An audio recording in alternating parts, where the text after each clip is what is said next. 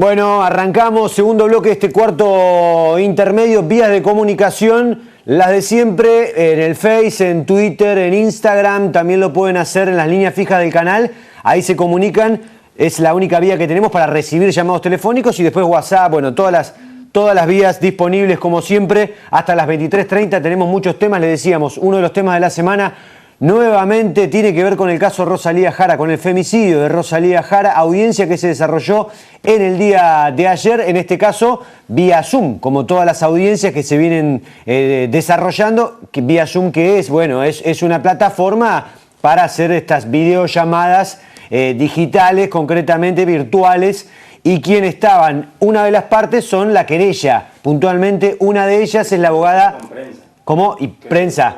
¿Qué se hizo con prensa? Vale la aclaración que venimos diciendo hace un tiempo, qué está pasando con este sistema que la prensa no puede participar en las audiencias públicas. Bueno, en esta pudimos participar. Carolina Weicker es una, junto con Matías Pautazo, la querella.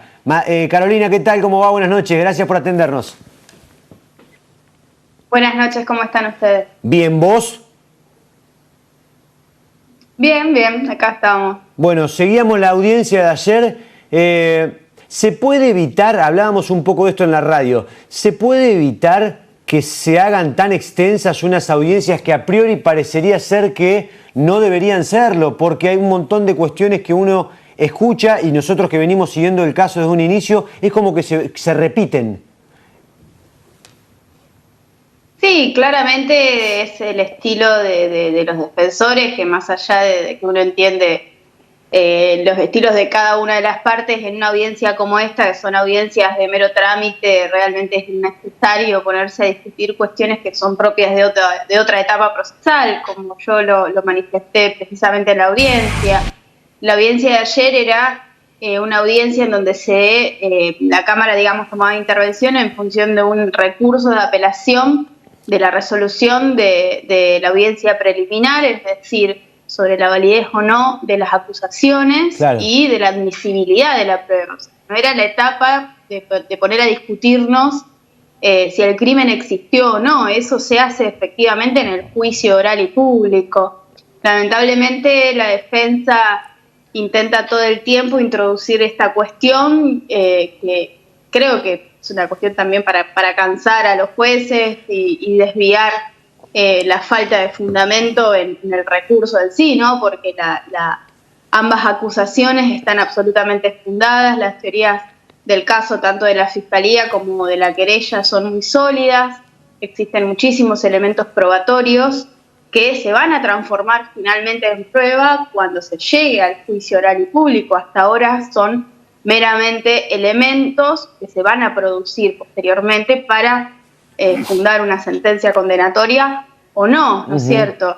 Y bueno, lamentablemente sí, tuvimos 2 horas discutiendo cuestiones que no tenían nada que ver con el objeto de la audiencia y bueno, y el fundamento formal de la audiencia, de la apelación, digamos, la defensa nunca lo planteó, ¿no? Que tiene que ver con por qué consideran que no es válida las 2 acusaciones, ¿no? Si bien introdujeron una cuestión formal que ya fue salvada por la Fiscalía, no es suficiente para probar un agravio irreparable que fundamente un recurso de este tipo. Pero bueno, claramente lo que están intentando es llegar al 17 de julio, que se cumplen los 3 años de prisión preventiva de Valdés, y ante la posibilidad de que en esa fecha quede en libertad y claro, que aún no hayamos llegado a juicio, obviamente este tipo de oportunidades no las van a perder. Claro, eso te quería preguntar, digamos. Ustedes ya se la ven venir, o sea, ustedes conocen la materia penal, ya tienen audiencias encima,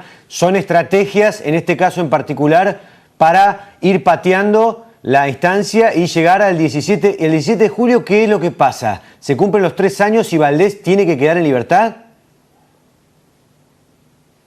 Claro, exactamente. El 17 de julio Valdés puede llegar a quedar en libertad, si bien hay fallos de la Corte Suprema de Justicia de la Nación y también de la Corte Suprema nuestra que plantean que en esta etapa en particular, que ya es la etapa de juicio, seguramente una vez que se confirme esta resolución se va a estar dictando la apertura de juicio, puede prorrogarse la prisión preventiva Pero bueno, no todos los jueces lo entienden de esa manera, es una discusión obviamente constitucional y que habrá que dar, que obviamente estamos dispuestos a darla, perdón. De todas maneras, consideramos que existe aún tiempo para poder abrir el juicio. Tenemos 2 meses prácticamente. Yo estimo, entiendo y espero que el juez Bernacchia no se tome los 20 días para estudiar este recurso tan infundado que planteó la defensa y que lo resuelva antes, para que el juez de primera instancia pueda dictar la apertura a juicio y finalmente que se sortee el tribunal y se fije la fecha de apertura. Si eso sucede antes del 17 de julio, no haría falta pedir la prórroga de la prisión preventiva.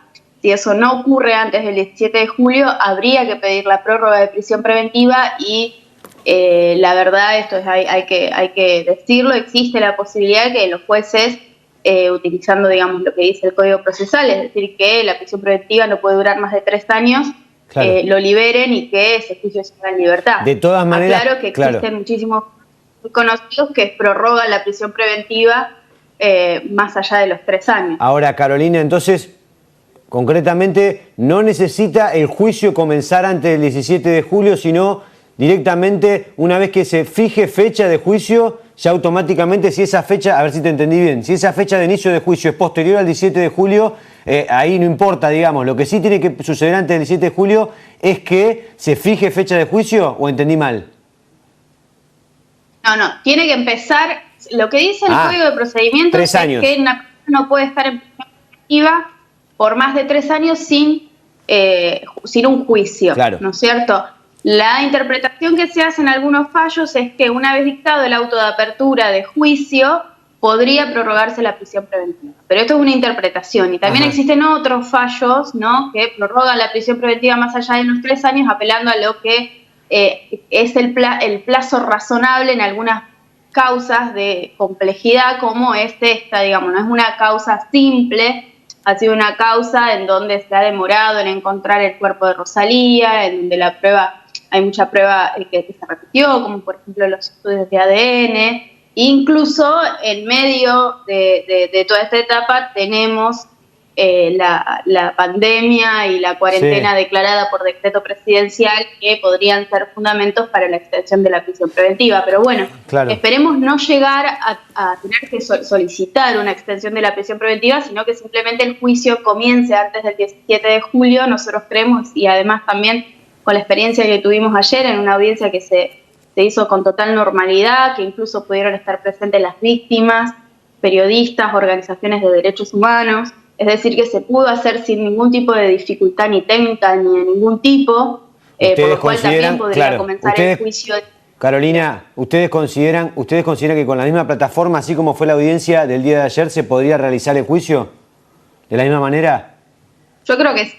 Yo creo que sí. De todos modos, espero que no sea necesario, espero que la cuarentena se levante antes. Los colegios de abogados estamos solicitando que se levanten las restricciones en la justicia, porque la justicia es un servicio esencial y es absolutamente necesario. Más allá de esta causa de Rosalía Jara, hay un montón de otras causas en donde se peligra también el comienzo de los juicios, las libertades de personas sumamente peligrosas.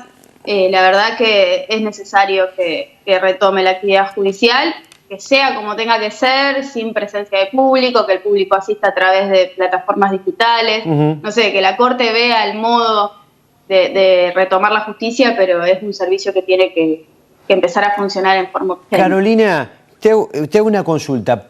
¿Cuándo deciden, cuándo toman ustedes la causa? Porque ustedes no arrancan, le digo para los que nos están mirando, que ustedes no arrancan como querellantes, no arrancan del comienzo, digamos, esta causa que tiene, bueno, como vos lo decías, un montón de años, lamentablemente. Primero la desaparición, después el hallazgo, todo lo que conocemos de Rosalía Jara, por lo menos acá en el norte de la provincia de Santa Fe. No sé cómo será en el resto, allá en Capital y en el sur de la provincia. ¿Por qué deciden ustedes tomar esta causa? ¿Qué los lleva? Nosotros comenzamos en esta causa a partir de la petición y de un organismo de derechos humanos, que es el Movimiento Ecuménico de Derechos Humanos, que venían siguiendo la causa y asistiendo a la familia desde el comienzo, con otras organizaciones de la ciudad de Reconquista, Vera, los movimientos de mujeres y de derechos humanos de allí, también algunos organismos de la ciudad de Rosario. Cuando nos convocaron, la verdad que no lo dudamos, porque obviamente conocíamos y seguíamos el caso, y bueno, comenzamos a intervenir. Nosotros trabajamos también con una ONG que, bueno, tengo el gusto de presidir, que es Democracia Directa, que trabajamos en causas en donde el acceso a la justicia es muy difícil, como es, por ejemplo, este caso de Rosalía Jara, que por las características de la familia, bueno, de la causa en sí, la vulnerabilidad que existe en este caso, por lo general tomamos causas de esta naturaleza. Nosotros empezamos a intervenir el 24 de noviembre del 2019 a partir de la renuncia de los abogados anteriores, que ya habían presentado la acusación y la adecuación de la acusación, que no sé si ustedes recuerdan que hubo una primera audiencia preliminar que observó algunas cuestiones formales de la acusación y bueno, tuvieron que reformularla. Esto ya estaba todo hecho, es decir, nosotros ya comenzamos en la etapa de la audiencia preliminar. Pudimos solicitar algunas pruebas que no habían solicitado antes los defensores, los abogados de la Fiscalía, pero bueno, lamentablemente hay cuestiones que no pudimos agregar. Por ejemplo, nosotros consideramos, por ejemplo, que la causa en particular debería haberse investigado el abuso sexual. Rosalía comienza su relación, entre comillas, ¿no?, con Valdés cuando era una niña, y esto claramente es cuanto menos un estupro, pero yo creo que en realidad comenzó mucho antes de los 14 años, por lo cual sería un abuso sexual liso y llano. Y bueno, estas son cuestiones que nunca se profundizaron en la investigación y lamentablemente en esta causa en particular ya no se pueden introducir, por lo cual bueno, estamos evaluando la posibilidad de otra denuncia diferente para que finalmente Rosalía también obtenga justicia por esos otros delitos. Además, existen otras investigaciones en contra de Valdés, contra otras niñas a quienes habría abusado sexualmente o al menos comenzado un acoso virtual, que hoy por hoy es el delito de grooming. Todas esas causas nunca fueron investigadas y bueno, esperamos que así se haga, ¿no? Hay una causa en trámite que es por grooming y coto. Sí, que lo tiene a Valdés, digamos, como uno de los apuntados en esa causa.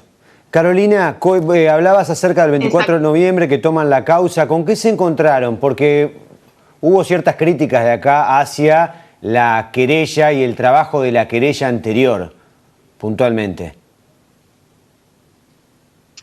Sí, la verdad que el trabajo de la querella anterior no tengo nada para decir, porque en realidad quien dirigía la investigación no era la querella. No te olvides que nosotros somos abogados particulares que de alguna manera coadyuvamos con el trabajo de la Fiscalía. Obviamente que podemos hacer peticiones y tener criterios propios, pero sí a nosotros nos hubiese gustado, y así se lo hicimos a saber al fiscal, tanto al fiscal Latorre como también al fiscal general de la provincia, el doctor Baclini, que nos parecía que era una causa que ameritaba la investigación por abuso sexual.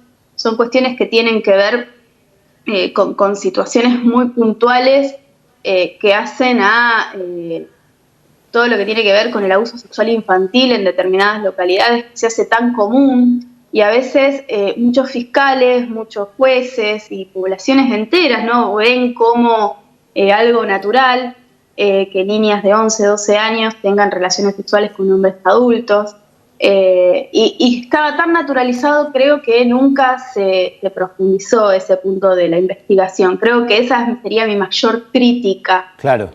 No sé si a los abogados, yo he entendido que ellos no han trabajado más por una cuestión de salud y no por otra cuestión. Sí, está bien, pero sí a la Fiscalía. Tal cual, pero creo que, al menos mi opinión profesional es que lo que faltó en esta causa es investigar el abuso sexual. Carolina, gracias por atendernos, la seguimos en cualquier momento y seguramente, si no es por acá, por la tele, por la radio, te vamos a volver a molestar cuando tengamos novedades acerca de la resolución de la audiencia del día de ayer y la fecha de juicio, que es lo que se está esperando. Bueno, muchísimas gracias y estoy a disposición cuando así lo requiera. Muy amable, hasta luego. Allí estaba Carolina Walker, una de las abogadas querellantes, en este caso junto a Matías Pautazo. Bueno, hablando aquí del caso Rosalía Jara, del femicidio de Rosalía Jara, nosotros tenemos que hacer una pausa y al cabo de la cual hablamos con Claudia Cesaroni, docente, abogada, escritora, que estuvo hace unas horas nada más en la reunión en Cárcel de Devoto. Con ella